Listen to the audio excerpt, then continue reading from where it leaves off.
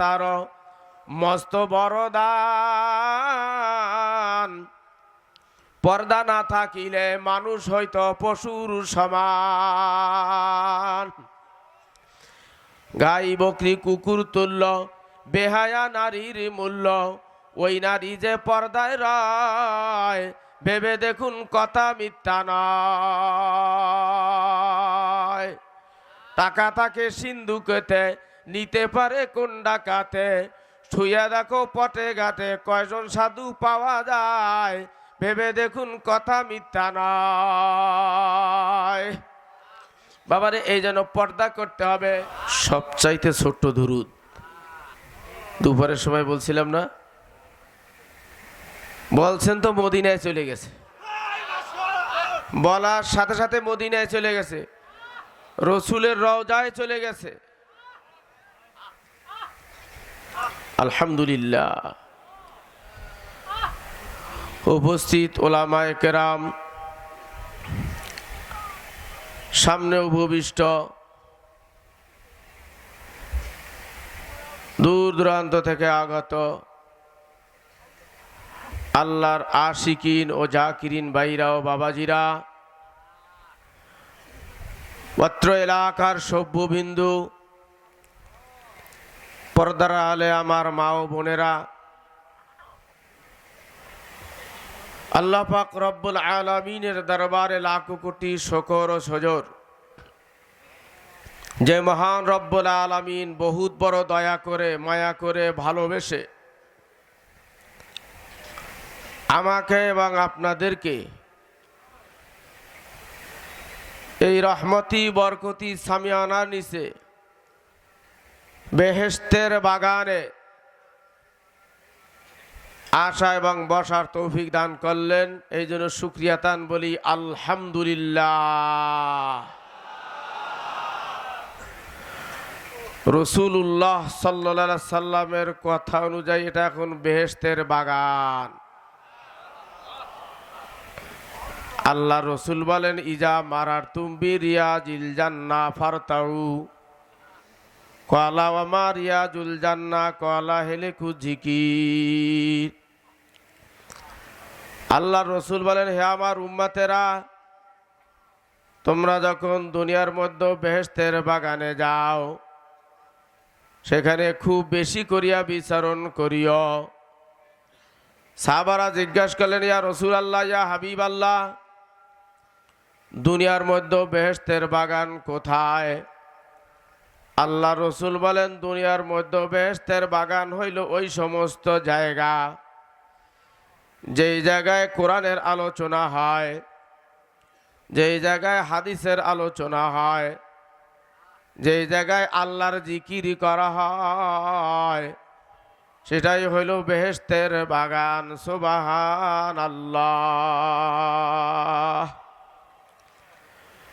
মদ্দাতে উমরে কেদার জান্নাত বুয়াত, কায়বা ওকবা দোজগে দাখিল বুয়াত। একবার যদি কাউকে জান্নাতের ভিতরে ঢুকানো হয়, পুনরায় যদি সে জাহান্নামে যাওয়ার কাজ না করে, কশ্চিন কালো তারে আর বের করা হবে না। জান্নাতের বাগানের ভিতরে এসে বসে গেছি, ঠিক কিনা? আমরা সবাই জান্নাতের বাগানের ভিতরে বসে গেছি। রসুল্লাহ সাল্লাল্লাহু আলাইহি সাল্লামের কথা অনুযায়ী আমরা এখন আর কেউ রাজবাড়ির মানুষ নাই। আল্লাহর রসুলের কথা অনুযায়ী আমরা এখন কেউ নাটোরের মানুষ নয়, আমরা কেউ সিরাজগঞ্জের মানুষ নয়, আমরা কেউ ঝিনাইদার মানুষ নয়, চুয়াডাঙ্গার মানুষ নয়, আমরা কেউ এখন পাবনার মানুষ নয়। আল্লাহর রসুলের কথা অনুযায়ী আমরা সবাই জান্নাতের বাগানের মানুষ। জান্নাতের ভিতরে এসে বসে গেছি। এতে আপনারা খুশি না বেজার? আলহামদুলিল্লাহ। আল্লাহ পাক রব্বুল আলামিন ভালোবাসেন বিধায় আমাদেরকে বিভিন্ন জায়গা থেকে উপস্থিত করে জান্নাতের বাগানে বসার তৌফিক দান করছেন। আলহামদুলিল্লাহ। ভালোবাসা পেতে যদি মনে করো আশা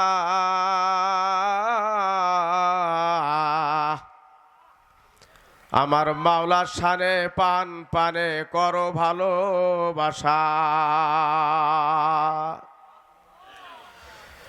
বাসো কিনা বাসো ভালো আমি নাহি জানি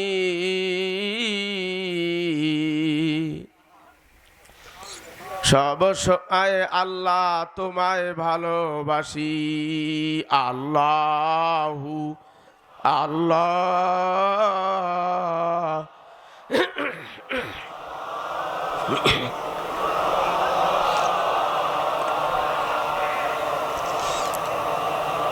আল্লাহু আল্লাহ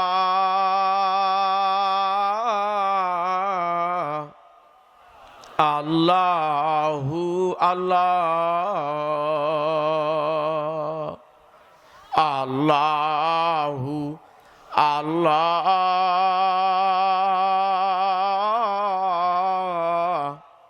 আল্লাহু আল্লাহ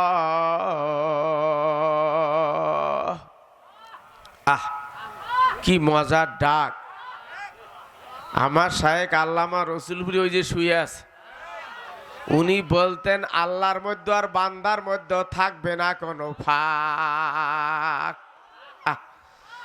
যদি ডাক দেওয়ার মতো ডাক দেওয়া যায় সত্যি আল্লাহর মধ্যে আর বান্দার মধ্যে কোনো ফাঁক থাকে না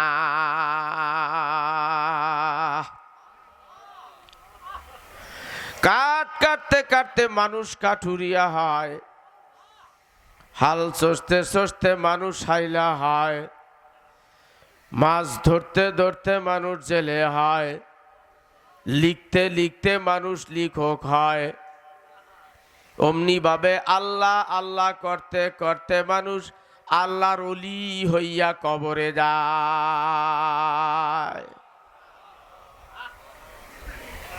আল্লাহ আল্লাহ করতে করতে মানুষ আল্লাহর ওলি হইয়া কবরে যায় অবিশ্বাস করলেন নাকি হ্যাঁ এর প্রমাণে রসুলপুরের ময়দান বাবারে রসুলপুরে আসার আগে আল্লাহ অনেকের মাথায় টুপি ছিল না ঠিক কিনা রসুলপুরে আসার আগে আল্লাহ অনেকের মুখে দাড়ি ছিল না ঠিক কিনা রসুলপুরে আসার আগে অনেকেই নামাজ পড়তো না ঠিক কিনা রসুলপুরে আসার আগে অনেকের গায়ে লম্বা জুব্বা ছিল না অনেকে সুদ খাইত অনেকে ঘুষ খাইত চুরি করত ডাকাতি করত গাঁজা খাইত মদ খাইত তাস খেলতো জুয়া খেলতো কিন্তু এই আল্লাহর ওলির কাছে আসার পরে আল্লাহ আল্লাহ ডাক আল্লাহ দেওয়ার পরে এই আল্লাহ ডাকটা শুরু করার পরে আল্লাহ আল্লাহ এই ডাকতে ডাকতে দেখা যায় তার মাথায় টুপি উঠিয়া গেছে মুখে দাড়ি উঠিয়া গেছে গায়ে লম্বা জুব্বা উঠিয়া গেছে নামাজ ধরেছে সুদ ছাড়ছে ঘুষ ছাড়ছে ঠিক কিনা একজন পাক্কা আল্লাহর ওলি হইয়া কবরে যায় আল্লাহ আহ এই ডাকের ভিতরে যে কি একটা মজা বাবারে এইটা বুঝানো যাবে না বোঝা যায় বুঝানো যায় না আল্লাহ ডাকের ভিতরে যে কি মজা বাবারে এইটা বোঝা যায় বুঝানো যায় না যারা আল্লাহকে ডাকে আল্লাহ আল্লাহ তারা বোঝে যে এর ভিতরে যে কি মজা ঠিক কিনা এই স্বাদ যদি না পাইতো মজা যদি না লাগতো আল্লাহ দান কাটা ফেলাইয়া থুইয়া এই রসুলপুরে আসতো না ঠিক কিনা মজা যদি নাই পাইতো ওরে স্বাদ যদি নাই পাইতো খেত খোলা ফেলাইয়া থুইয়া দোকানপাট ফেলাইয়া থুইয়া ব্যবসা বাণিজ্য সব ফেলাইয়া থুইয়া এই নেউরের ভিতরে মাটির ভিতরে এখানে আইসা বসিয়া থাকতো না ঠিক কিনা মজা আছে স্বাদ আছে এই জন্যই সব ফেলাইয়া থুইয়া এই কষ্টে করিয়া এখানে বসিয়া রইছে, ঠিক কিনা? আল্লাহ পাক রব্বুল আলামিন পবিত্র কালামুল্লাহর ভিতরে বলতেছেন, ইয়া আইয়ুহাল্লাযীনা আমানুত্তাকুল্লাহ, হে ঈমানদাররা তোমরা আমি আল্লাহকে ভয় করো। আল্লাহ পাক রব্বুল আলামিন বলেন, হে ঈমানদাররা তোমরা আমি আল্লাহকে ভয় করো। বাবারে, আল্লাহকে ভয় করতে হবে। বলতে পারেন আমি তো আল্লাহকে ভয় করি। আল্লাহ, ও বাবা, যদি আল্লাহর ভয় তোমার ভিতরে থাকে, মনের কাছে নিজে প্রশ্ন করিয়া দেখিও যে আসলে আল্লাহকে ভয় করতেছি কিনা। আল্লাহর ভয় যদি তোমার ভিতরে থাকে, তুমি মিথ্যা কথা কেমন করিয়া বলো? আল্লাহর ভয় যদি তোমার ভিতরে থাকে, তুমি কেমন করিয়া সুদ খাও, তুমি কেমন করিয়া গুনাহ করো? আল্লাহর ভয় যদি তোমার ভিতরে থাকে, আল্লাহ আল্লাহ, তুমি পরের মাল কেমন করিয়া ঠগাইয়া খাও? আল্লাহর ভয় যদি তোমার ভিতরে থাকে, তুমি মোবাইলের ভিতরে কেমন করিয়া নেকেট ছবি দেখো? টাচ মোবাইল চালু করিয়া নেকেট ছবি কেমন করিয়া দেখো? বলো আল্লাহকে ভয় করি, আবার এগুলা কেমন করিয়া করো? আল্লাহর ভয় যার ভিতরে আসবে, বাবারে, সে মালে কম দিতে পারে না। আল্লাহর ভয়ে যার ভিতরে আসে, সে মালে ভেজাল দিতে পারে না, সে সুদ খাইতে পারে না, ঘুষ খাইতে পারে না, সে মিথ্যা কথা বলতে পারে না, সে গুনার কাজ করতে পারে না, ঠিক কিনা? আল্লাহ হযরতে ওমর রাদিয়াল্লাহু তাআলা আনহু অর্ধ দুনিয়ার বাদশা ছিলেন। হযরতে ওমর রাদিয়াল্লাহু তাআলা আনহু অর্ধেক দুনিয়ার বাদশা। এই হযরতে ওমর রাদিয়াল্লাহু তাআলা আনহু, আল্লাহ, সমস্ত মানুষ যখন ঘুমায়া যাইতো, সে পাহারাদারি করত, ঘুরিয়া ঘুরিয়া দেখতো যে কেউ কোনো দুঃখ কষ্টের ভিতরে আছে কিনা, কোথাও কোনো সমস্যা হইতেছে কিনা, পাহারাদারি করত। অর্ধেক দুনিয়ার বাদশাহ, সে নিজে পাহারাদারি করে বেড়াইতো যে কেউ কোনো দুঃখ কষ্টের মধ্যে আছে কিনা। রাত্রেবেলায় ঘুরতে ঘুরতে এক গোয়ালিনীর ঘরের পাশ দিয়া যাইতেছে। আল্লাহ, গোয়ালিনীর ঘরের পাশ দিয়া যাইতে আছে। গোয়ালিনী তার মেয়েকে বলতেছে, মেয়েকে তালিম দিতেছে। আল্লাহ, চুরির তালিম, বুঝছেন? আল্লাহ, চুরির তালিম দিতেছে মা মেয়েকে।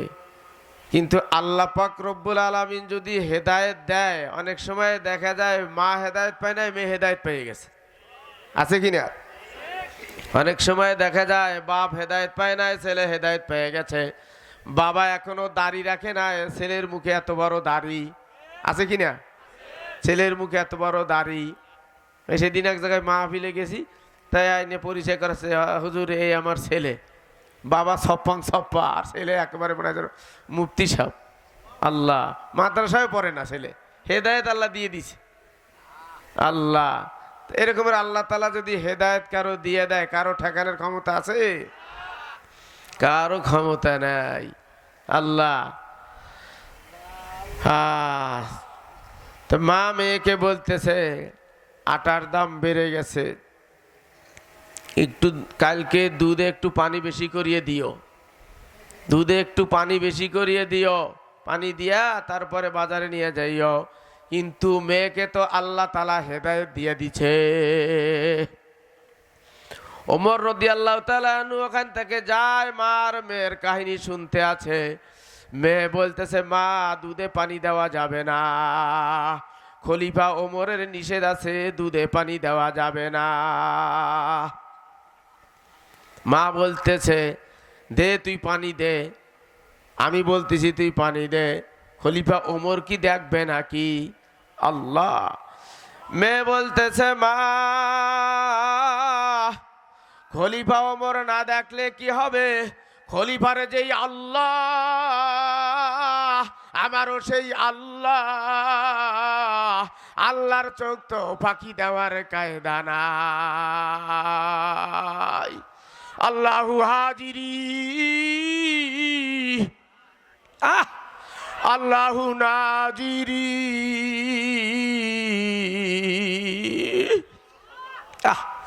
আখিতে জমিয়েছি তোমারই রূপ, জবানে জিকির রয়েছে লেগে, আমার হৃদয়ে তোমার ঠিকানা। প্রভু তুমি যাইতে পারো কি ভেগে। আল্লাহ আল্লাহ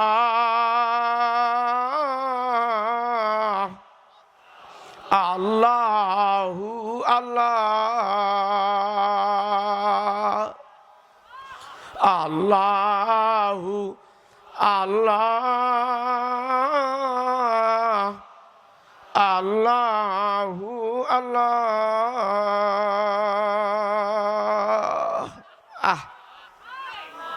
আল্লাহ দে, তুই পানি দে।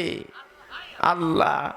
আর মেয়ে বলতেছে আমার আল্লাহর চোখ ফাঁকি দেওয়ার কায়দা নাই।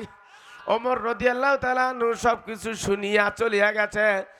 সকালবেলা এই মেয়ের প্রস্তাব নিয়ে আসছে হযরতে ওমর রাদিয়াল্লাহু তাআলা ছেলের জন্য,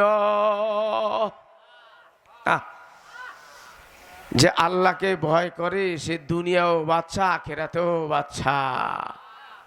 আল্লাহর ভয় যার ভিতরে থাকে সে দুনিয়াতেও বাচ্চা আখিরাতেও বাচ্চা।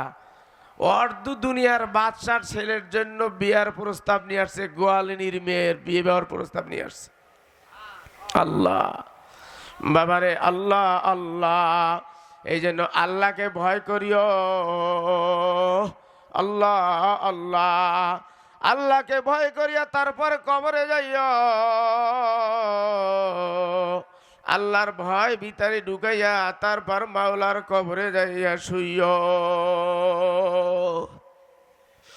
খোদা ভীতি ঢেলে রাখবে, ফেলবে চোখের জল। দুনিয়া ও আখিরাতে পাবে তাহার ফল।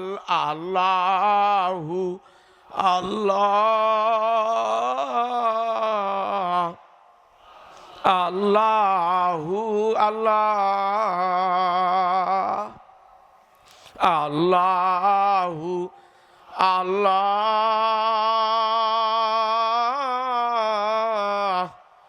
আল্লাহু আল্লাহ। বাবারে, আল্লাহর ভয় ভিতরে ঢুকাইতে হবে। আল্লাহ জুলাইখা ইউসুফকে প্রস্তাব দিছিল। আল্লাহ 22 কক্ষ বিশিষ্ট একটা ঘরের ভিতরে আটকাইয়া তালাবদ্ধ করিয়া আল্লাহ ইউসুফ আলাইহিস সালামকে আটকাইয়া তারপরে জেনার প্রস্তাব দিছিল, খারাপ প্রস্তাব দিছিল। আর ইউসুফ আলাইহিস সালাম কইছিল আমি আমার আল্লাহকে ভয় করি। আমি আমার আল্লাহকে ভয় করি। বাবারে, আল্লাহ আল্লাহ। এজন্য পর্দা করতে হবে। আল্লাহ, পর্দা করা কি ফরজ, পর্দা করা ফরজ এবং গরজ। পর্দা করা কি ফরজ এবং গরজ। পর্দা পীরের জন্য পর্দা, মুরিদের জন্য পর্দা। মনে করেন না যে শুধু আল্লাহ পীরের জন্য পর্দা, মুরিদের জন্য পর্দা নাই। পুরীদের জন্য পর্দা, পীরের জন্য পর্দা, সবার জন্যই পর্দা। পর্দা করতে হবে। আল্লাহ, অনেকে আবার আছে এই পীর ভাই আর পীর বোনে দেখা সাক্ষাৎ করে, আসেনি? কোনো কোনো জায়গায় এরকমের শোনা যায়। খবরদার, পীর ভাই পীর বোন যাই বলেন, কারো সাথে কারো দেখা সাক্ষাৎ জায়েজ নাই। কারো সাথে কারো দেখা করা যাবে না। পর্দা সবার জন্যই ফরজ। পর্দা প্রথা বিধাতার মস্ত বড় দান। পর্দা না থাকিলে মানুষ হয়তো পশুর সমান। গাই বকরি কুকুর তুল্য, বেহায়া নারীর মূল্য ওই নারী যে পর্দায় রয় ভেবে দেখুন কথা মিথ্যা নয়। টাকা তাকে সিন্ধুকেতে নিতে পারে কোন ডাকাতে, ছুঁয়া দেখো পটে ঘাটে কয়জন সাধু পাওয়া যায় ভেবে দেখুন কথা মিথ্যা নয়। বাবারে এই জন্য পর্দা করতে হবে। আল্লাহ ইউসুফ আর জুলাইখার পাল্লা জানাই আছে বাড়ি তাল্লা, লাইলু মজনু লীলা খেলা ঘটলো শুধু বেপরদায় ভেবে দেখুন কথা মিথ্যা নয়। জন্য পর্দা করতে হবে। আল্লাহ আল্লাহ বাবারে আল্লাহ আল্লাহ। ইউসুফ আলাইহিস সালামের আল্লাহ পায়জামায় ভয় করিয়া 22টা গিরা দিয়েছিল, আর জুলাইখা ওই গিরা ধরিয়া টানে, ওদিকে তার মূর্তিকে কাপড় দিয়া ঢাকে, মূর্তি কাপড় দিয়া ডাকতেছে। ইউসুফ আলাইহিস সালাম বলতেছে, জুলাইখা মূর্তি কাপড় দিয়া ডাকতেছ কেন? কয় তোমার সাথে পাপের কাজ করব এই জন্য মূর্তি ঢাকতে আছি। ইউসুফ আলাইহিস সালাম বলতেছে, কাপুরে ডাকিলে তুমি দেবতার মুখ, কেমনে ঢাকিব আমি বিধাতার মুখ। কে জুলাইখা তোমার দেবতার চোখ মুখ তুমি কাপড় দিয়া ঢাকলা, আমার এমনই আল্লাহ যেই আল্লাহর চোখ কাপড় দিয়া ঢাকা যায় না। সীসা ডালা প্রাচীরের আড়ালো যদি কেউ গুনাহ করে আমার মাওলায় সেটাও দেখে। আল্লাহ আল্লাহ বাবারে আল্লাহ আল্লাহ। এই জন্য আল্লাহকে ভয় করিয়া তারপরে কবরে যাইয়া শুইয়া আল্লাহ আল্লাহ। আল্লাহকে ভয় করো বাবারে। সাহাবাজমানরা আল্লাহকে ভয় করেছে। কেমন ভয় করেছে শোনেন। হযরত আবু বকর সিদ্দিক রাদিয়াল্লাহু তাআলা আনহুর স্ত্রী আল্লাহ আল্লাহ একদিন বলে, হযরত আমার তো মিষ্টি খাইতে মনে চায়, আমার মিষ্টি খাইতে মনে চায়, বাজার দিয়ে একটু মিষ্টি কিনে আনেন। সিদ্দিক আকবর রাদিয়াল্লাহু তাআলা আনহু বলেন, আমি যেই বেতন পাই বাইতুল মালের থেকে, যেই বেতন আমাকে দেওয়া হয় এ দিয়ে যে আমি মিষ্টি কিনবো এরকম ক্ষমতা আমার নাই, আমার সংসারেই লাগিয়া যায়, তা আমার সংসারেই লাগিয়ে যায়, আমি বাড়তি টাকা নাই যে মিষ্টি কিনবো, যদি তুমি দিতে পারো তাহলে আমি মিষ্টি আনতে পারি। বাবারে দেখা গেল কিছুদিন আল্লাহ আল্লাহ আবু বকর সিদ্দিক রাদিয়াল্লাহু তাআলার স্ত্রী ওই সংসারের কিছু টাকা বাঁচাইয়া বাঁচাইয়া রাখছে। কিছুদিন পরে 2-1 মাস পরে এই টাকা বের করে দিছে, নেন এই টাকা দিয়ে মিষ্টি কিনে নিয়ে আসেন। আবু বকর সিদ্দিক রাদিয়াল্লাহু তাআলা বলেন, টাকা কোথায় পাইলা? টাকা কোথায় পেলে? বলতেছে, আল্লাহ আল্লাহ আমি সংসারের থেকে অল্প অল্প করে বাঁচাইয়া তারপরে রাখছি, এই টাকা আপনার কাছে দিছি মিষ্টি আনার জন্য। টাকা হাতে নিয়ে সাথে সাথে বাইতুল মালের যারা দায়িত্ব ছিল তাদেরকে খবর দিছে, বাইতুল মালের দায়িত্বে যারা ছিল তাদেরকে খবর দিছে, আর বলতেছে আমার কাছে কিছু টাকা আছে, এই টাকা নিয়ে বাইতুল মালে জমা দিয়ে দাও, এইটা অতিরিক্ত টাকা, যেহেতু আমার সংসারে যেই খরচ এই খরচের থেকে এইটা বাঁচাইছে, এটা অতিরিক্ত, এটা তো আমার সংসারে লাগে না। আল্লাহর ভয় কাকে বলে দেখছেন? এই রকমের আল্লাহকে ভয় করতে হবে। এইভাবে ভয় করিয়া যদি কবর পর্যন্ত যাইয়া পৌঁছাইতে পারো বাবারে, তাহলে আর কোনো ভয় থাকবে না।